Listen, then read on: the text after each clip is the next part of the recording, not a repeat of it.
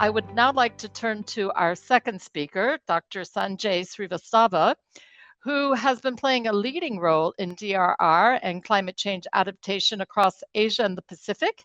He has led several or many high-impact initiatives at the intersection of science, policy, and technology. He's been working with national governments, regional bodies like ESCAP and SARC, and multilateral organizations, including the UN. I also had the pleasure of working closely with Dr. Srivastava in the region. His presentation will explore how AI shifts us from forecasting hazards to really understanding system-wide impact and what is needed to scale these approaches responsibly. So, Dr. Srivastava, the floor is yours. Yeah. Thank you, Laurie. Thank you, colleagues, for bringing me here. Can somebody share the slides on my behalf? Seems to be some technical. I'll do it from my end. Yeah.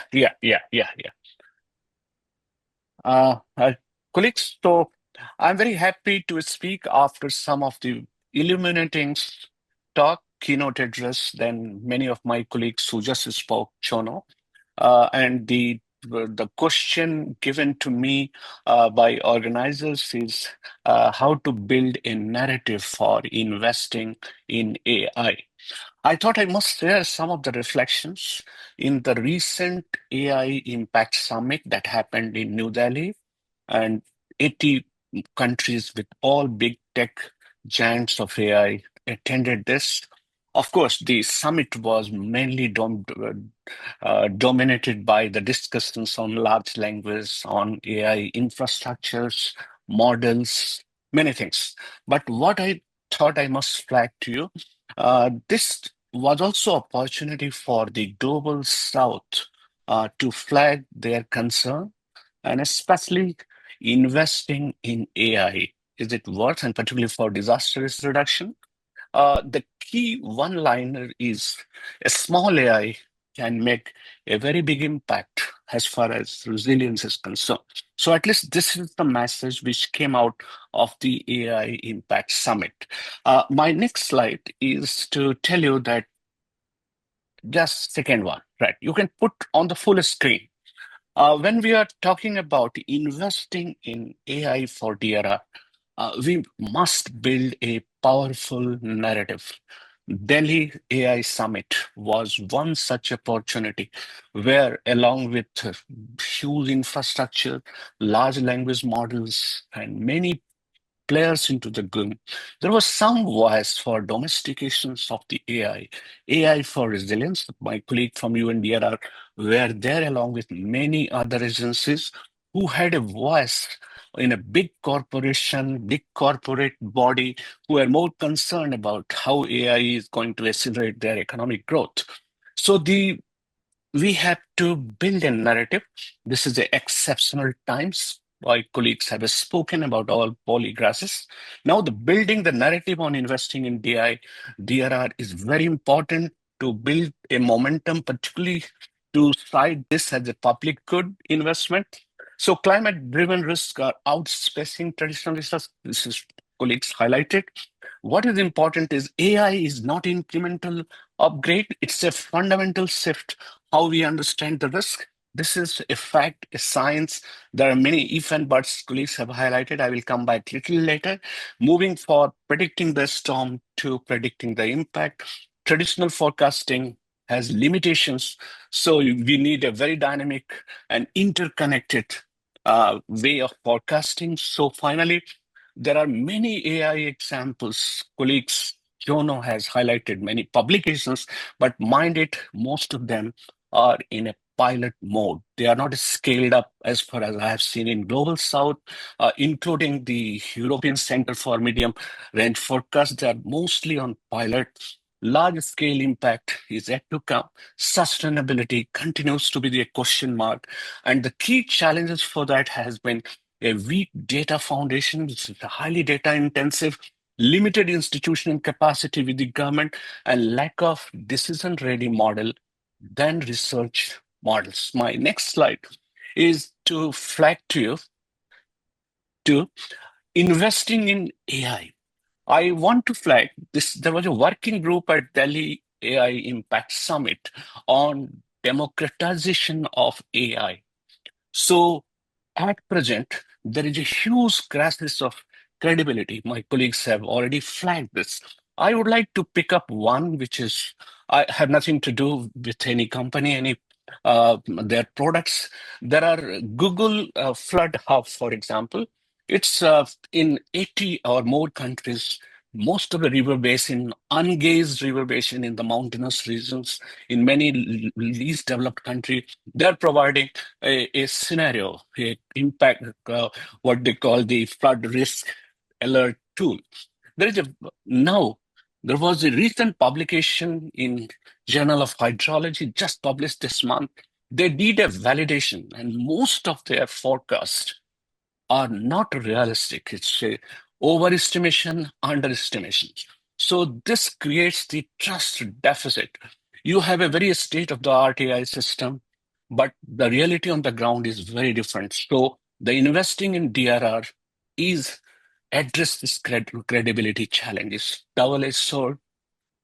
We need neutral broker, then a responsible AI to avoid free market mess, and then open access. So my next slide is to show you few examples, which is very important, particularly for disaster risk knowledge.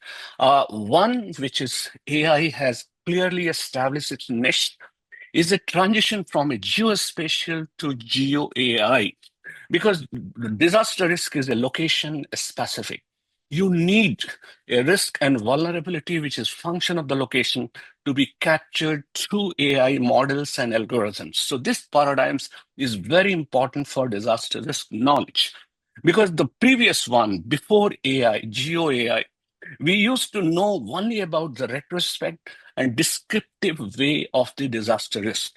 Now the capacity is more on predictive and dynamic risk assessment. So that's the paradigm shift, which is very important to recognize and build into the narrative for investing in AI. So this makes the shift from what happened to what is likely to happen and how should we act. This is the alert sim has highlighted this example. My next slide is going to tell you what we have done, something in my capacity as the Chief of Disaster Risk Reduction at UNSCAP in Bangkok. It was a demonstration in the many country. We just took the Google Earth Engine images, the past data of disaster occurrences. As I mentioned to you, location is very specific, very important for disaster, for knowledge of disaster risk. So all the data, we took it from 1984 onwards, used cloud computing, used ChatGPT, and at least we could create some kind of a risk assessment. I want to tell you the next slide. This we did a validation in Indonesia brand, and it has its own limitation. So human into the loop is a must. So when we did this analysis with a human into the loop, we could able to do the risk assessment based on the historical data set with human intelligence together can make a difference. You can identify the risk hotspots within a country. My next slide is to highlight the most important part. I thought I must flag this to this audience. This is a new innovation that is Geo AI Guardians. This is something taking a static models into the dynamic and real-time geo guardians. Because the geo agents that we use, or AI agents that we use, this is basically worker designed to execute tasks, analyze data. While geo AI guardians is like an inspector, whether to secure, govern, validate action, those on the agent. So Geo Guardian is going to play a very important role, particularly to address many of the unresolved issues on disaster risk knowledge. My next slide is to highlight one such example of Geo Guardian. You know, we normally use in disaster risk knowledge arena the probabilistic models, annualized average loss. There is a similar one that was developed by global, the CDRI, Coalition of Disaster Resilient Infrastructure. This is for identify the risk in the infrastructure sector. So what probabilistic model can do is just identify infrastructures located in a particular area, to what extent exposed to the risk. But the moment you combine this with what is called GeoAI Guardian, it makes huge difference. That is what the word I was mentioning from the beginning. A big AI can make a bigger impact. It captures the cascading impact on a infrastructure when hit by disaster. So my next slide, this was example in the Odisha power sector of India. This where I would like to spend 1 minute of my time. This is the report, Global Assessment Report, and then recently Resilience Dividend Report. What they highlight is the indirect losses from disaster is 7 times more than the actual direct losses. Now, where this indirect loss is 7 times coming from? This is coming primarily from the impact on the infrastructure sector. 18% to 65% of the disaster impact or disaster losses in a small, medium, and developing country comes through infrastructure losses. But then what will you do? What value Geo AI guardians bring to this?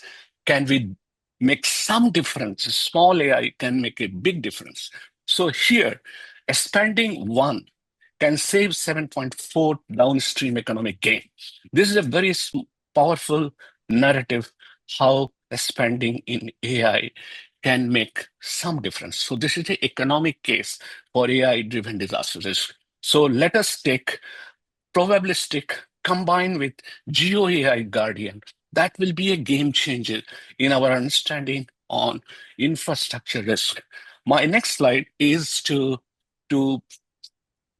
few points. I think my colleagues have covered all this. I don't want to spend time. Let us go to my last slide, which is the outcome of New Delhi Impact Summit. Fortunately, I was part of this working group on democratization of the AI, the first global AI summit.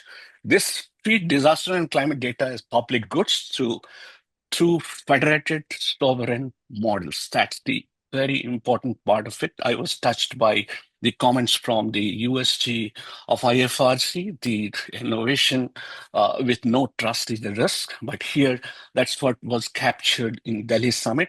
Low bandwidth early warning, deploy multilinguals. Countries are not English speaking, particularly in Asia Pacific regions. AI driven alert SIM is one example for high risk remote regions. Explainable local LLMs, that's going to be the rule of the game if AI for DRR will be penetrated in low capacity country, in a high risk countries. Community data stewardship, many colleagues have highlighted this. This is where Google Earth, what is Google Flood Hub has not made difference because of community data stewardship. AI-powered climate finance, of course, there are many countries which has initiative of digital public infrastructure. If it is combines, it directly take the benefits down the line to the most impacted or community at risk. Ethical governance, ethics by design, colleagues have highlighted. My last point is South-South exchange. I think Jono has made a very powerful argument that 80% of the data, the AI models or large language models are confined in few countries. But there are good development taking place in AI for DRR in global South as well.